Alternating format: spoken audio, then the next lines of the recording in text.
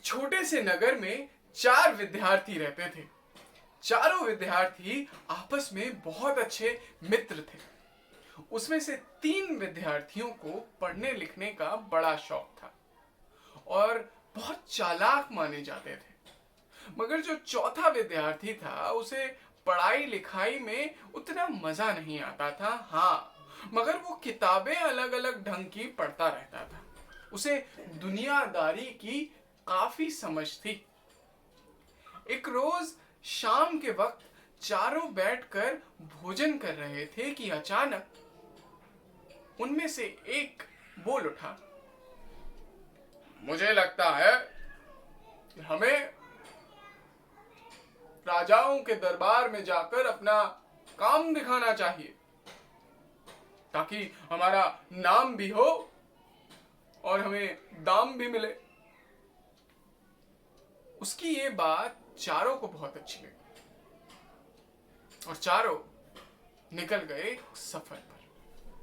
अभी सफर की शुरुआत ही थी कि जंगल में उन्हें एक शेर की खाल पड़ी मिली और उसकी कुछ हड्डियां।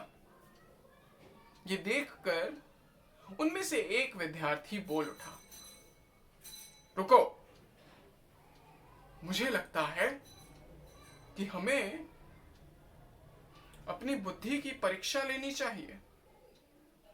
मैं सही ढंग से इन हड्डियों और इस खाल को व्यवस्थित ढंग से लगा सकता हूं।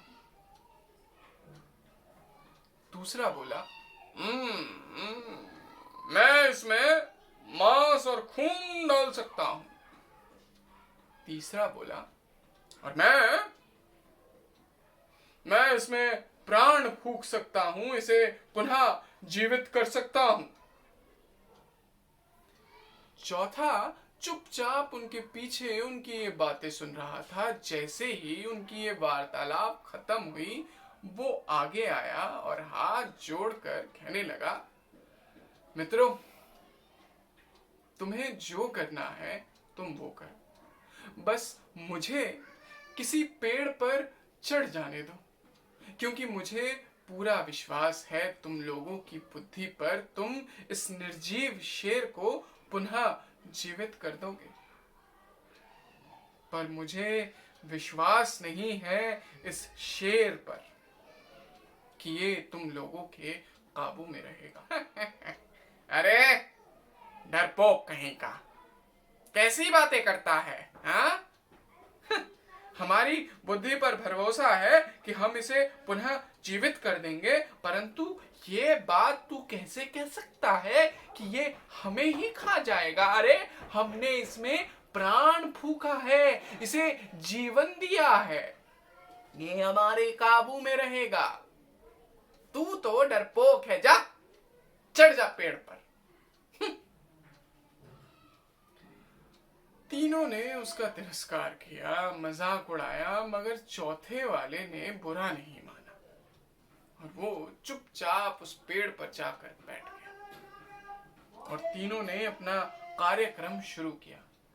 जैसे जैसे उन्होंने कहा वैसे वैसे किया और जैसे ही तीसरे वाले की बारी आई, उसने जान फूंका। वो शेर जो अब तक नीचे बैठा हुआ था अपने चारों पैरों पर खड़ा हो गया और अपनी दाढ़ी को हिलाता हुआ जोर से दौड़ने लगा। और क्योंकि वो बहुत भूखा था, उसके पेट में अन्न का एक दाना ना था। अपने सामने 3 इंसानों को देखकर धाड़ मारता हुआ उन तीनों पर झपटा, उन्हें खा गया।